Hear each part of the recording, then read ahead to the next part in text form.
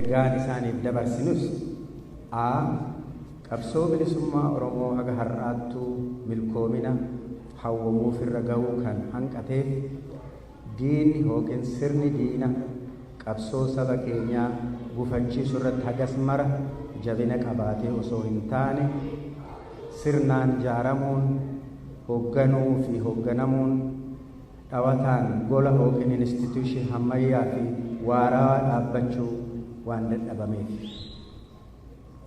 Seenaa qabsoo Oromoo baroota dhihoo hoo ilaalle hanqina kanaaf sababa kan ta'an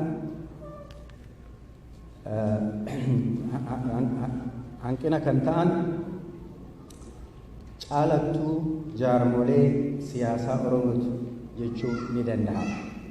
Kanaaf badii kaliif irraa baramee akka jaarmattis mataadhaan cimaa gamtaadhaan irraan deebi'a gamtaadhaan ammoo rakkoo qabsichaa fi sabichaatiif mariidhaan wal hubannoodhaan furuu irratti garaadhaan walitti hojjedhaa jennaan.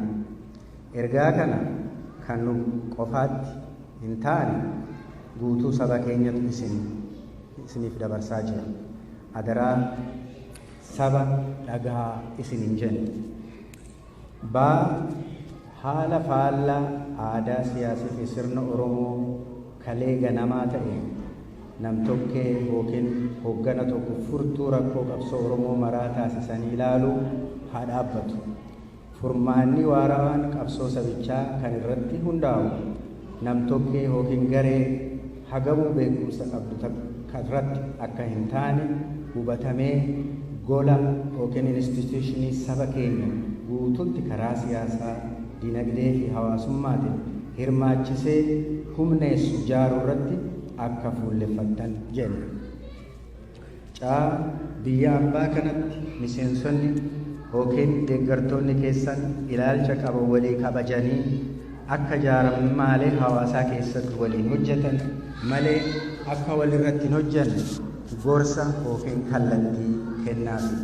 Hawaasni Oromoo ala jiru humna qabsoo biyya keessaa akka ta'uuf haala jaaraa ta'e mijeessafi. Har'a hawaasni keenya rifaatuu kalee yookiin tiroomaa kalee irraa hafee damdamatee walitti fayyee jira. Adaraa faca'insa kalee akka nutti hin deebisne taasisa. Lammataan ergaan keenya kan waldaa hawaasa Oromoo bal'aa har'a asitti argamuuf qabnu wal haa ijaaru ka jedhu. Hoo jaaramni saba keenya sagalee gargaarsa ta'an. Kanaaf warri waldaa kana keessa kanaan dura miseensa hin ta'in koottaa waldaa kanatti makamaa. Waan hawaasa fi saba keessan ilaaluu irratti qooda fudhaa. Waan mara jaarmaya siyaasaa hin dhiisina. Jaarmaleen siyaasaas aramtanii jabina horachuu keessanii isaanis jabeessa jedhe. Sadaffaa hayyoota Oromoo as jirtan akkasumas ardii addunyaa guuturra jirtan maraaf ergaan keenya adaraa miira injifadhaa isin hin jenne. Hayyuun ara awwaala, dhugaa qotee baasa. Dhugaan ilmarra mararti jedheeti dhugaa baasuuf carraaqa. Dhugaa jirtu irratti saba jaaraa. Dhawata laphee yookiin harti biitii saba keessatti caqasa. Walta'iinsa sabaatti uumaa consensus builder ta'a.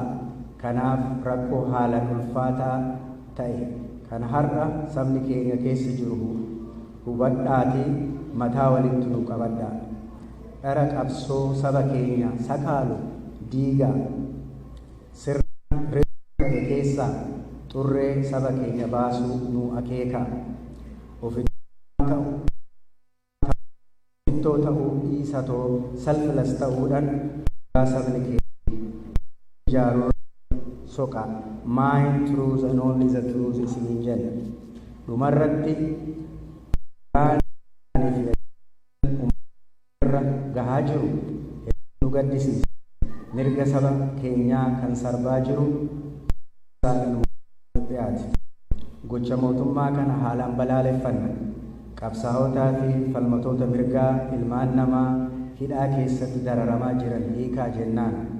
Saba keenyaaf nagaa buusaa jennaan. Uummata keenyan ammoo qabsootti jirtu ni deeggarra, waan dandeenyu maraan si cinaa dhaabbannaa, mirga keetiif falmadhu jennaan. Naannoon Oromooti waan ulfaata.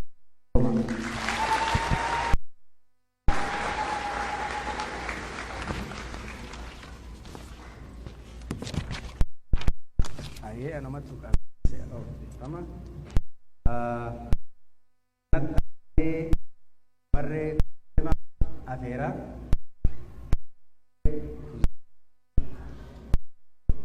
alaa hojjechaa jirti si'a adaraan ayaama shamarree kuzeema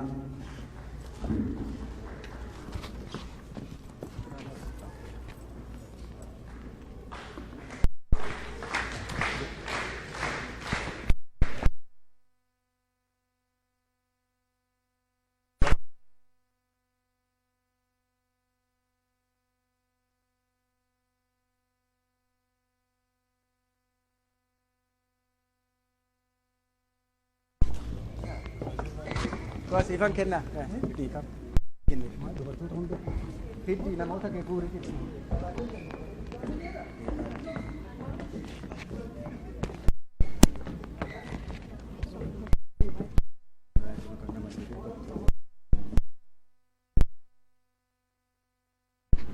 Kanan qabadha.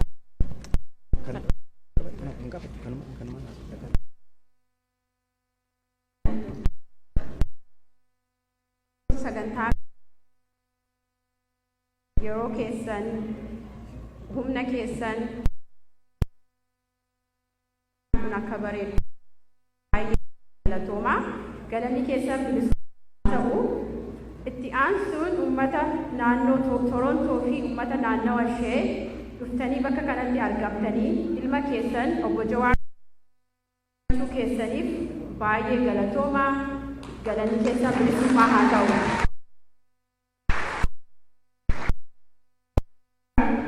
Bagana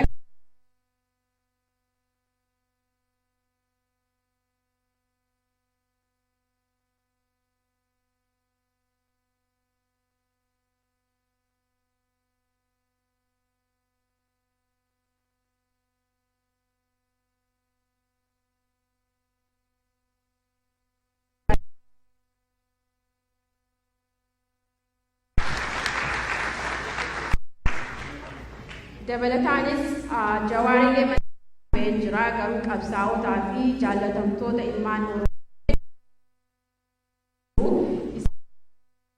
kan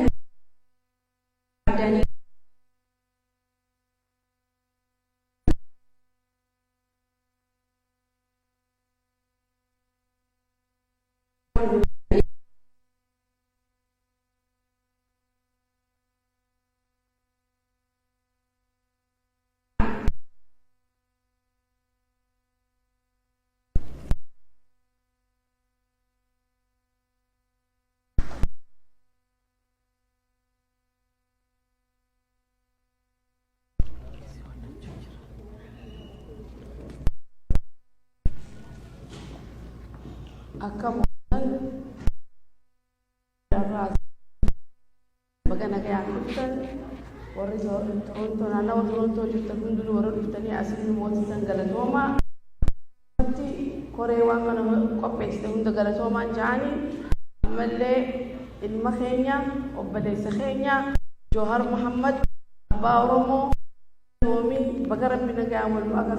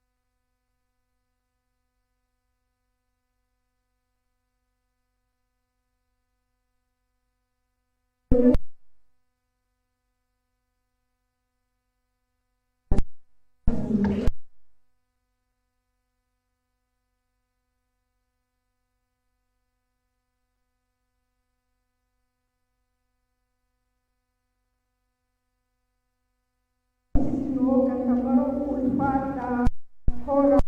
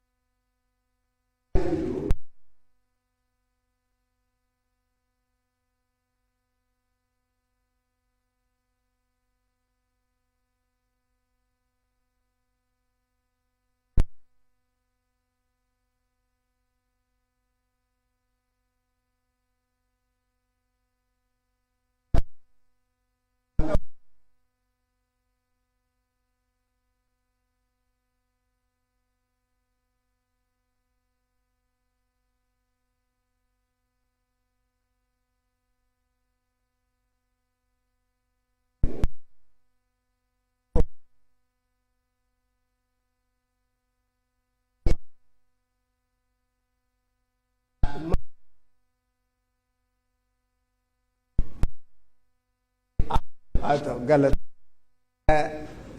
umat Oromootiif jedhee lubbuu kan kenne itoo waa tokko namaa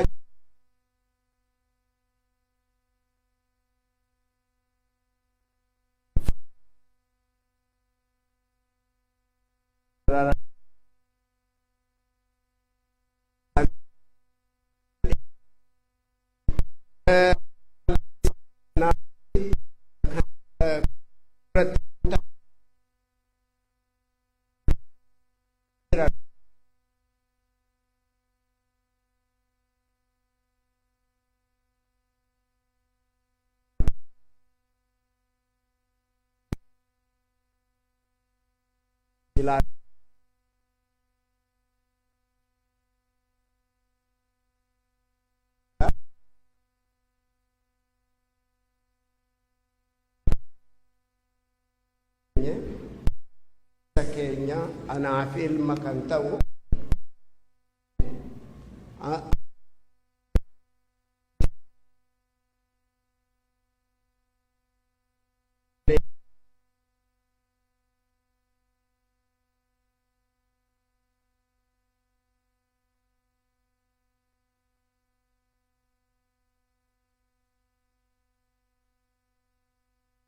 hujjah Muhammad isiniif dhiyeessa dabareen kan isaati.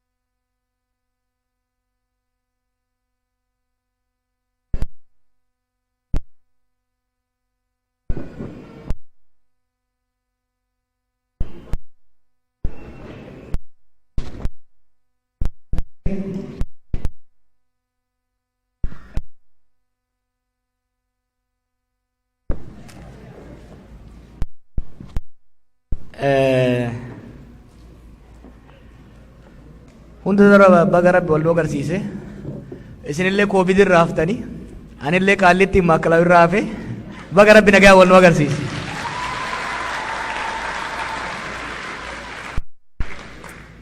Baatii lama osoo addan dhaabiniin naanna'aa jira odeessaas jira hedduu dadhabee Kaanaadaa sababa barbaadellee irraa hafuuf hin ka'e viizaalleen turee dhufee garuu mootummaan teessanillee diddeen naa kennite. Hoggaan nan afajee kitaaba afaa gaafadhu immoo noota warri Ameerikaa warri Kaanadaa kun walitti naafa. Kanaafuu ka Ameerikaa dhayitee Kaanadaa yoo hin dhufne lammata garba maalii kan Atlaantikii kanan ceetu jenna doorsisee saniif hin dhufe. Bagan dhufe baga wal agarree baga nagaan eedanii siin jaa.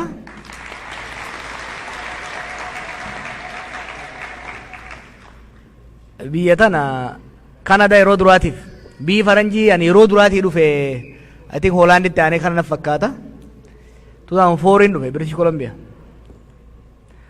San booda I think I told you this story many times. 2005 nama tokko biyya tanaa isin beekun ture hoggaan dargaggoo jaarra jennee sochoonu tokko 2005 dhufe for Christmas break. Hoggaan dhufe garbii tokko qofaan arge baana isaa dullacha wajjin achirraa kaanee I've been coming here every year. Last 4 years I think magaalaan yeroo afurtii deddeebi'e tana qofa na fakkaatti. 2018 osoon biyyatti hin deebiin asin ture. Kompiitaraan na yaadachiise hoggaa waa sarchii godhu har'a. 2018 yeroo mirqaanni jijjiiramaa ture sani as dhufeetiin ture. If you remember I was very skeptical. Namni hedduunis mirqaana keenya irra bishaan qabbanaa hin hayxinaan jechuu ture. Skeptical. And I decided in this town to go back as well. Preconditionii keenya ture sen irratti hundooyineetti murteessinee deemne. Then I think 2018 keessa biyya galee immoo biyya irraa hin dhufe. Sababa dhufeef illee hin beeku. Wal geenyee marii goone. Marii san irratti I came again with a very depressed mood. As Toronto hoggaan dhufu yeroo baay'ee namoonni illee seriyousii waan ta'aniif waan seriyousii dubbadha. 2018 yeroo mirqaanni jiru sun maybe December akkas na fakkaata. Biyyi rakkootti deemaa jirti. Civil War'itti deemaa jirra. Ce'umsi kun gufateera. Hadiidarraa bayaa jira. Qabbaneessa. Honeymoon kun haa dhumu. Real business haa seennu jedhee dubbachuu kiyyanii yaadadha. 2019 immoo waggaa ibiddi ON dhufe. 19 or early 20s I think December akka waan akkasii ammallee na fakkaata. Yeroo san immoo yeroo jaraanis wal jeeyinee duulli guddaan narra godhame tokkoon dhufe. Guuza hedduu ture. Gaafasis akkam biyyatti deemu sinitti men deeme. Har'a immoo dhufne. Warri as jirtan yeroo hedduu akkan jedhutti Oslo fi Torontoon hawaasa buleessa jira. Warra qabsoo Jabuuti, Hargeysa, Mogadisho, Nairobi, Xaaliyaan, Saawudii hunda keessa dabree jira. Kanaaf waan serious ta'e waliin haasa'uun barbaachisaadha. Haala qabatamaa biyya saniitis, haala gara fuulduraattis yeroo fudhee isin hojii haasa'uun nufin deema. Qabxiilee hangammaa baatii lamaan dabreef marii bal'aa goone hawaasa addunyaa hawaasa keenya bakka adda addaa jiru wajjin gaafileen adda addaas ka'aa ture. Hamban barbaade olitti immoo namni keenya wal jidduutti waa'ee ormaa osoo hin ta'in waa'ee ofii waan kallattii ofii karaa itti deemuu qabnu bal'inaan mareetaa jira. Toronto irraa kaasuudhaan Kaanaadaatti sanboodas biyya deebinee marii kana we will going to deepen it. Gadi bal'ifnaa deemnaa jechuu kanaaf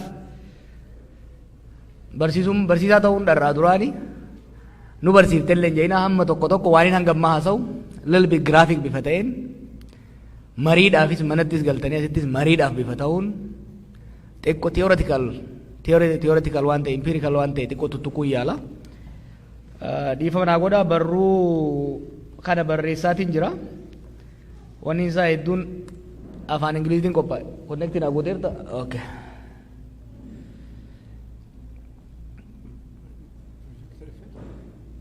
Is it working?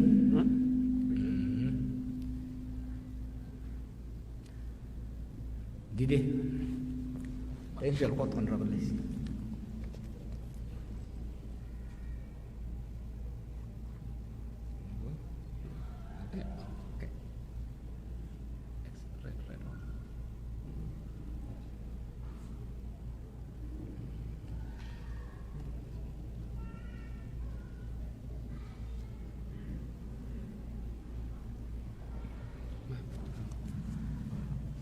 Manni dhabeeta nama dulloomsa.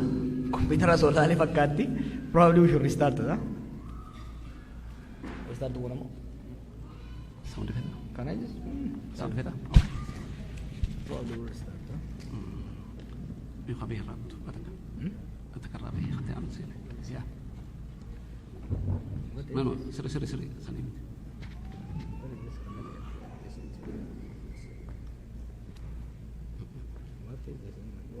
قبل الله شوف يا ريت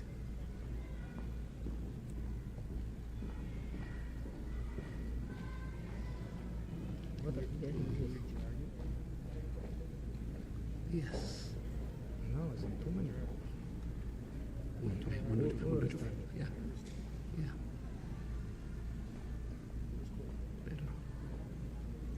Okay. Yeah.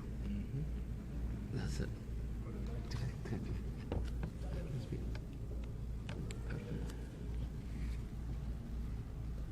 Good. Where? Yeah, perfect.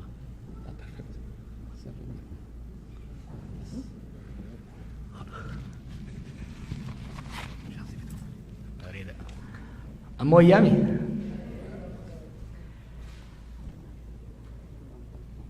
Qabsoon amma beekuudhaaf qolalaa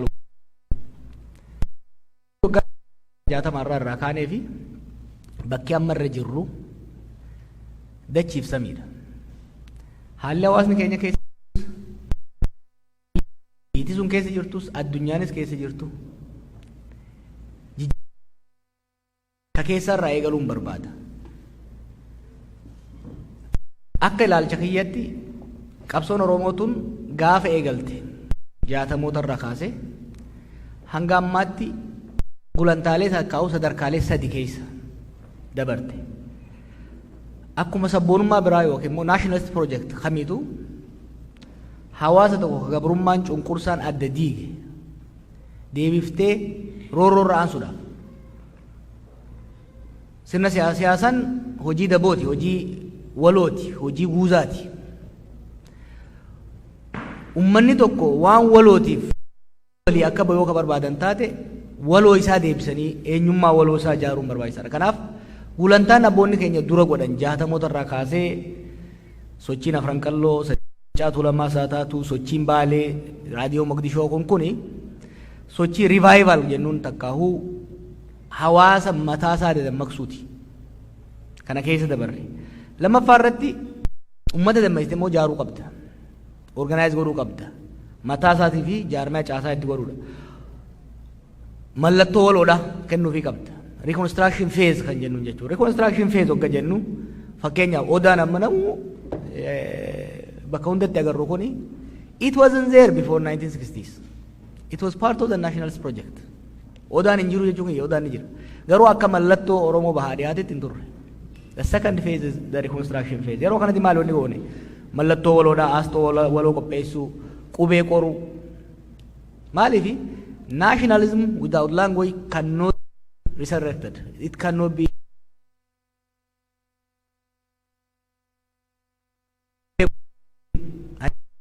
rashaffaa dalagaa turan sun jaarmaa siyaasaa Oromoo Paan Oromoo barruulee barii san keessa in the 70s wanni waan mataa dammaysee gadi jaarre san booda wanni dhufe maali? Oromiyaa gadi dhaabuun dhufe. Nationalism hoggaa jennu takka qabsoo sabboonummaa hoggaa jennu sabaa fi daangaa walirratti tokko godhanii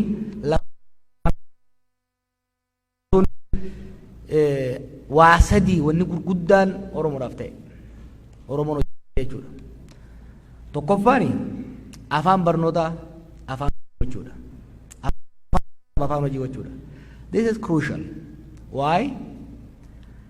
Sabboonummaan keessattuu carraa guddaa qaba sabni kun. Maas literacy fi mother tongue literacy yeroo tokko dhufe. Afaan ifiitiin barachuu fi bal'inaan barachuun. Jechuun malee daataa isaa yoo ilaaltan sagaltamoonni yeroo lakkoofsa nama baratu hedduu itti dabalee fi dhibbantaan isaa itti dabalee fi kan baratu kun immoo jalqaba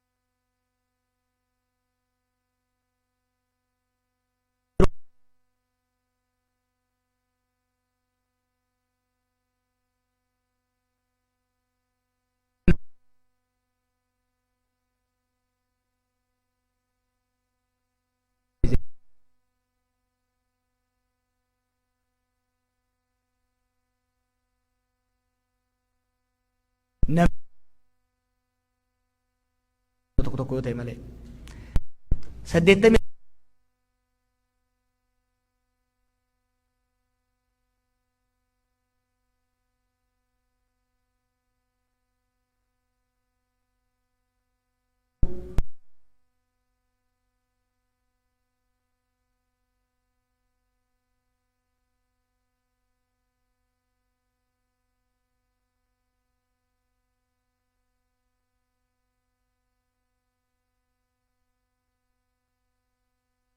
elite isatti marju godhu yeroo duraati bureaucratic elite dur kan baadiyyaa jiru son ta'in magaalomaa dhufuusaa wanne jechuudha. Qabsoon dhufuu kan maal ta'uu qaba? Tokko dhaloota kuma irratti hundaa'uu qaba inni. Magaalota jiddu galeessa godhatuu qaba. Sadi bureaucratic elite mobilize godhuu danda'uu qaba. Dandeetti now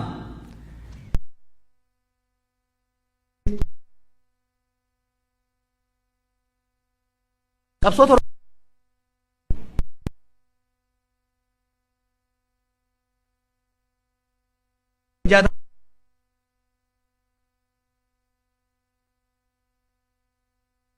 moota ammoo actualization yookiin implementation whatever word you choose yoo jenneen it's a new phase.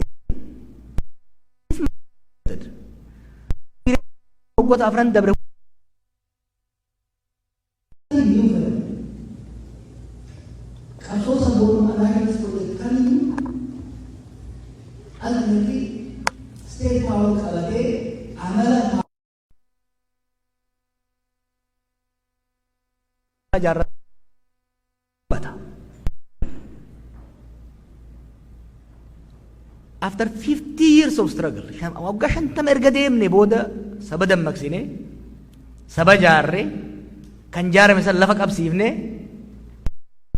aangootti bahuu dandeessu sochiin Oromoo kun jechuudha.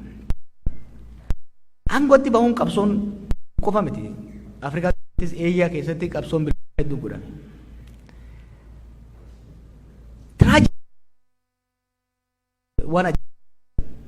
Qabsoo aangoo qabatte booda rakkoo keessa seenti. Ascendance to power, consolidation of power, and legitimization of power. San ni jabeeffatta, kursii irra teessan ni jabeeffatta, kursii jabeeffatte san halaal godhatta, legitimize godhatta. Waanin sodaachuu tokkotu Oromoo qunname.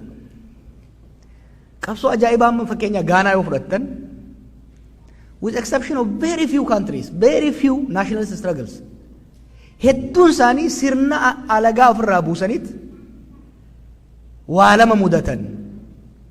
Yookiin sirna abbaa irreetii itti ba'e, yookiin wal waraansa keessa seenan, or combination of both.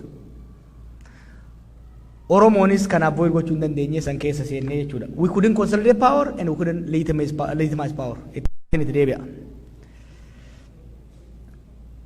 Kana eegan jee booda santitiin deebi'aa qabsoon Oromoo waggoota 50 dabre kana dhawaata afuriin dabartee revival, reconstruction, state formation or actualization, power ascendance in jail. Something strange happened more at the same time. At least qabsoon tuni mootummoota afur regimes namoota taayitarra jiran osoo hin ta'in regimes afur keessa dabartee jirti.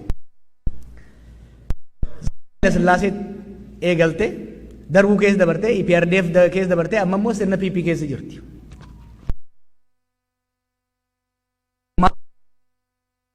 What continued?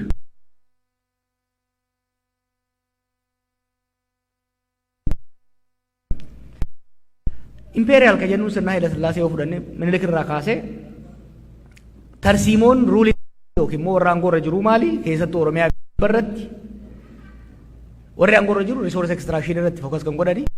Tarsiimoon isaan itti fayyadamaa it was direct rule. Sirna nafxanyaa ka jennuun sun ka hanga gandaatti gibiraas guuruudhaaf risoorsii guuruu kana kallattiidhaan ruling class sun namoota isaaniin wal fakkaatan erguudhaan extract godhu turan. Direct dargii yoo fudhatte it was semi direct. Zabana dargii akka duritti osoo hin ta'in hamma tokko Oromoonis biirokraasii keessa gargadii keessa seenuu eegale jechuudha. Still direct but not so. Zabana EPRDF moo gadhuufnu indirect. Zabana Haayile Sillaasee more of French model hordofuu ture state'ni. Zabana EPRDF zabana Mallasaa immoo British model indirect model eegale jechuudha. Zabana direct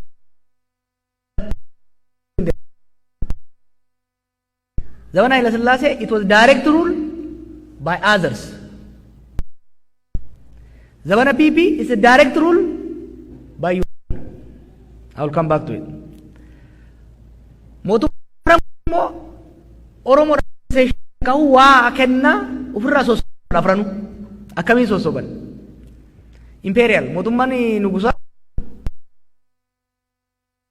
Xaaliyaan booda eega Oromoon xiqqoo dadammaqee fi fincilee itti agarsiifatee booda state modernization keessatti eliitii Oromoo ilmaan namoota Oromoo jajjaboo barsiisuu, waraanatti galchuu, biirokraasiitti galchuu, assimileet gochuu, amaareessuudhaan ofitti qabachuu irratti hojjete jechuudha.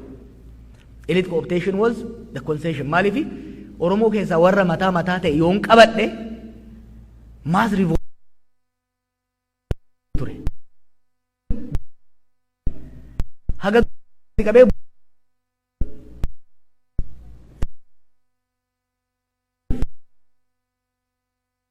sir guututti assimileet gochuu hin dandeenye warri immoo sirna sana irratti booda fincilee rakkoo itti uumellee warruma dura assimileet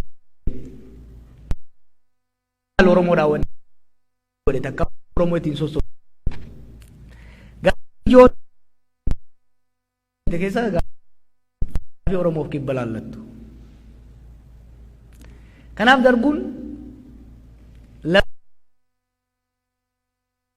lafa deebise. Gaafii guutuu sabaan deebifne garuu hamma tokko uummata ofirraa gadi gab gochuu danda'e jechuudha. Maal godhe? Nominal concession, no real concession. Elite cooptation illee nominaalidha. Figurative, fafakkeessaa jechuu kiyya. Maal godhe? Oromiyaa akka uumamtu hayyamuudhaan nominally governansii kenne. Dhimma fi konseedii godhe xiqqoo ofirraa gadi qabe. PP noo maal godhu jirti? PP direct rule through our own jedheetiin jira. Jalla kan jee nama lolchisu tokko. If duuba deebitee zabana Haayile Sillaaseen hordofti. Elite cooptation irratti focus gooti. Qabeenyaa fi aangoo eliitiidhaaf raabsuu irratti fuulleffatte jechuudha. Strategiin isaanii hoo concession strategy isaanii agarsiisa repressive strategiin isaanii hoo maal ture? Kan zabana Haayile Sillaasee Haile Sillaasee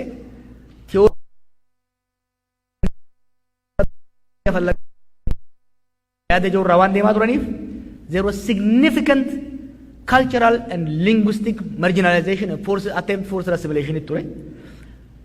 Extended economic exploitation ture jechuudha yeroo Haile Sillaasee. Yeroo Dargii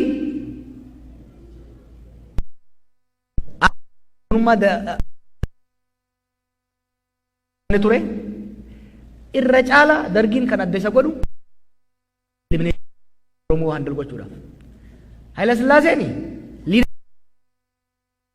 hoogganaa jennu isaa qofa osoo hin ta'in biizinasa ofitti godhuu sossobuu irratti hojjetaa ture. Darguun immoo dhabamsiisuu irratti hojjete. Zabana EPRDF garee tokkoon massive political domination irratti hojjete. Lammaffaa economic exploitation itti deeme. Immoo guutumatti Oromoo irratti mass repression hin deeme jechuudha. Jijjiirama kana agartanii miti.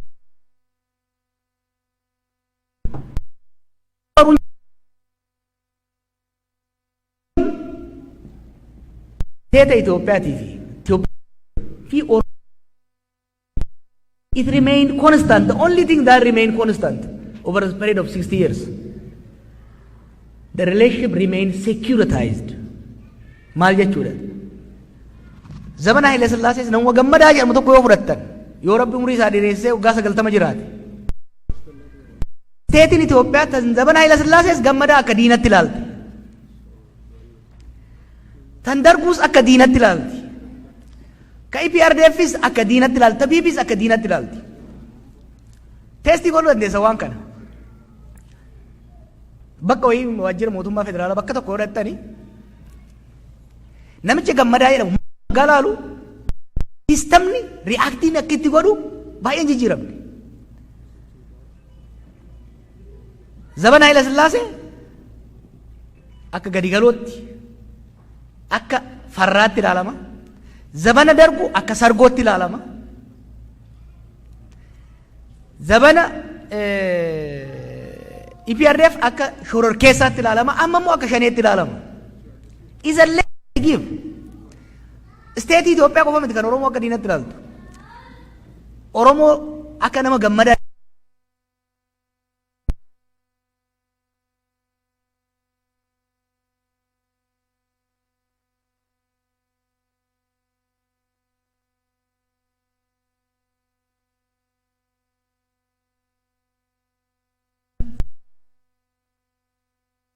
the relationship between the Ethiopian state and the Oromo remains securitized.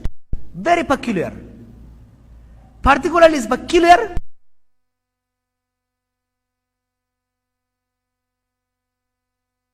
and about hariron Oromo state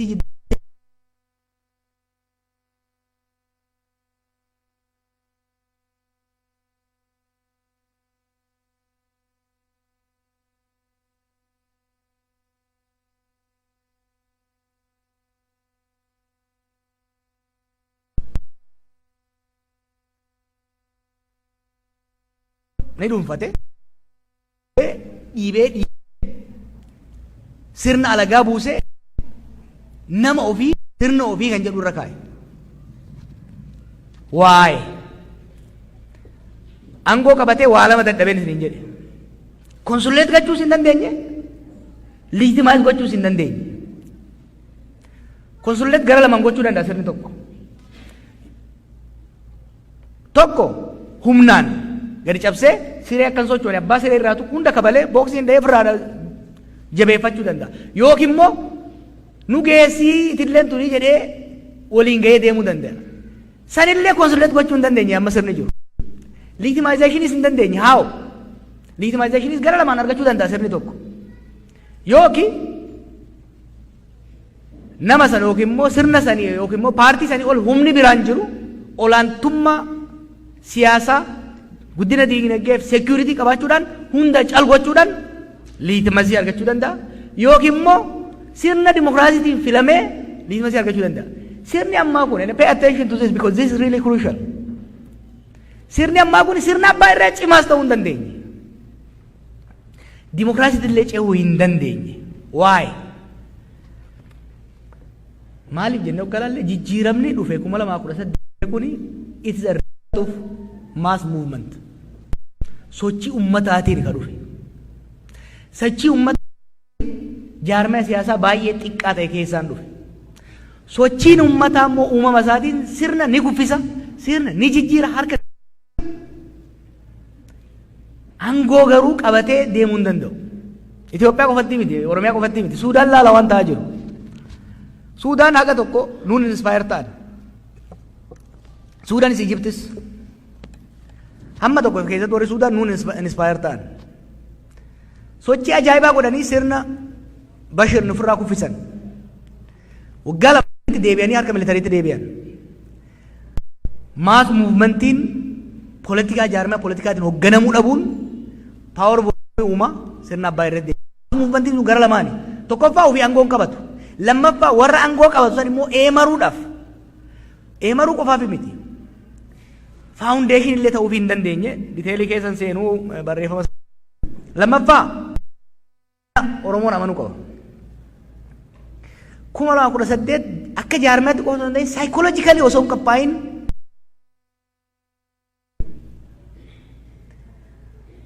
nu warra mormituu keessa ture dhiisati ijoolleen amma aangoo harka qabaniiru aangoon erga harka seenee aangoon harka isaanii seenuu amanne. Oromoon akkaataan itti kondiishin ta'ee gammaa deeme sirnaan loluu sirna irratti qabsaa'uu qofa waan sirna taligee ofii furachuu. Exercising power has been new to us and continue to be new to us. Amma learn gola baracha deemaa jirra jechuudha. The fact that power is new to us. Bulfamu malee walchines kabiraas bulchine waan hin beekneef daddaaqiinsi rakkoon consolidation fi legitimization jechuudha. Kabiraa extremely high expectation without sufficient preparation. Mirqaana 2018 ture galaaltan probably nullee can be blamed. Gammachuu fedhii waggaa 50 booda bakka tokko geenya ka jiru nus even sabni biraallee mirqaana guddaa keessa ture. Organizationally, strategically nuti qabnu garuu baay'ee xiqqaa ture. 91 illee rakkoo kana nu mudate. Rooba guddaa kuurii ijaarte maagada baaftee roobni guddaan ati neegii yoo sin roobe maaganni xiqqaa yoo ta'e kuuriitti seenuu deesi dachii isaa jechuudha. Nullee kan tunu bira dhufe. What's the consequence? Consequence mismanaged transition yookiin immoo ce'umsa intelligent ta'ee jechuudha. Osoo psychologically organizationally itti qophoofnee turre. 2020tti jara kufeefne jennee dursitee kuftee in fact 2020 nuun ga'u na fakkaata xiqqoo achi fageessuu qabna turre. Maaltu ta'uu qaba ture? Consolidation. Consolidationitti hawwiin dhufe hawwiinii fi expectation uummanni qabuu fi qaamni adda addaa qabuu fi warri aangootti dhufe dandeenya. Warri aangootti dhufe sirna paartii tokkee dominant party system irraa dominant personality itti jijjiiruu barbaadan. Expectation fi realitiin wal dha'ee jechuudha. Kunoo maal fide? Internal and external contradiction fide. Oromoo keessatti contradiction wal dura dhaabbannaa wal faallessaa cimaa uume. Kan amma lolaa kuni bu'aa wal dhibdee siyaasaa 2018 uumame jechuudha. Qophaa'uu dhabuun keenya maal fide? Internal fide. San qofa miti. Sirriitti qophooyinee gahumsa jaarmaa qophaa'ina saayikooloojii aangoo dhufe san ufiifis ormaafis akka ta'utti kana lachuunu takka kana dimokiraasii takka sirna abbaa irreetiin ittiin deemuudhaaf qophaa'uu dhabuun keenya humnoota jennu wajjin walitti bu'iinsa fide. Civil war amma Oromoon yeroo ammaa civil war lama keessa jira. Tokko wal jidduutti wal lolaa jira. Wajjin wal lolaa. Contradictionii kanatu gara lolaatti cehee jechuudha.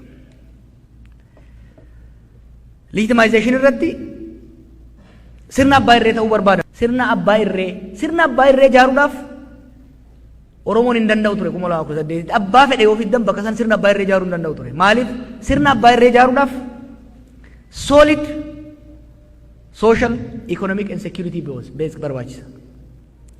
Social organism psychology dha. Sabboon immoo sirna irratti finciluu irratti shape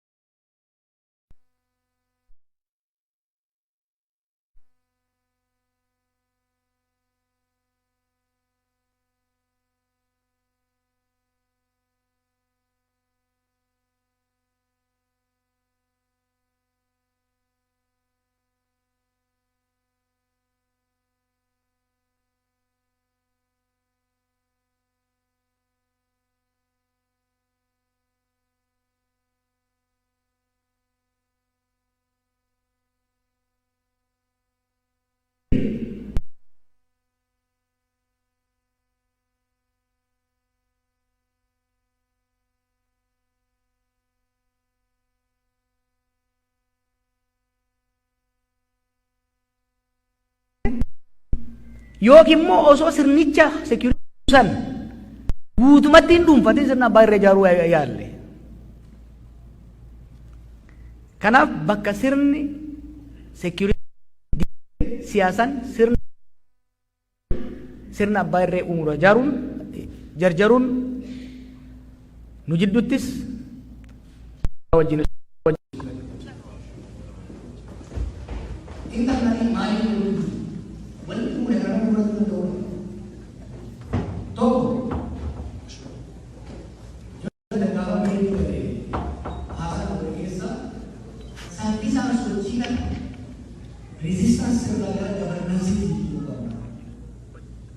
siasa psychology gara model strategi di dasar gara bulchiinsa gara governance di wajib jirti malee rakkoo keessa gaba sudah mudah kamu tokko kali jajjare biyya tigale osoo waan baay'ee osoo deemu rakkoo sana bu'aa osoo deemu nama